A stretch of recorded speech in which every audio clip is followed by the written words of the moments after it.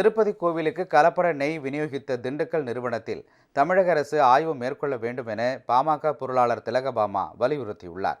திருப்பதி கோவிலில் லட்டு தயாரிப்பதற்கு கலப்படம் செய்யப்பட்ட நெய்யை விநியோகித்த திண்டுக்கல்லைச் சேர்ந்த ஏஆர் டெய்ரி நிறுவனத்தை கண்டித்து பாமக சார்பில் கண்டன கூட்டம் நடைபெற்றது.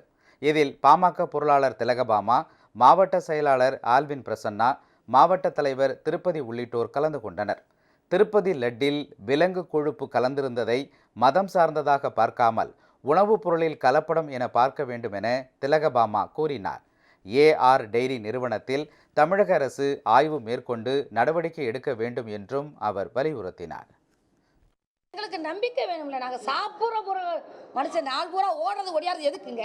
அந்த சாப்பாட்டு பொருட்களையே எனக்கு அது பிரதானமாக இருக்கிற பால் பொருட்கள் எனக்கு கலப்படம் இருக்கும்னா அரை மணி நேரத்துக்கு ஒரு டீ குடிக்கிறார்கள், அதுலேயே கலப்படம் இருக்கும்னு எங்களுக்கு நம்பிக்கை இல்லாமல் போச்சுன்னா எதை சாப்பிடுவோம்? குறைந்தபட்சம் அரசியலும் அதிகாரிகளும் உணவுப் பொருட்கள் மனிதனின் அத்தியாவசிய தேவைகளில் நியாயமாகவும் நேர்மையாகவும் இருக்க வேண்டும்.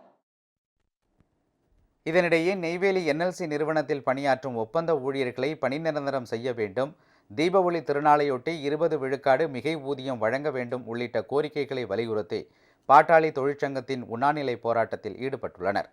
என்எல்சி பாட்டாளி தொழிற்சங்க செயலாளர் செல்வராஜு தலைமையில் நடைபெறும் இந்த உண்ணாநிலையில் தொழிற்சங்க மாநில பொதுச் செயலாளர் ராமமுத்துக்குமார், தலைவர் வீரமணி, பாமக மாவட்ட செயலாளர் ஜெகன் உள்ளிட்ட பலரும் பங்கேற்றுள்ளனர்.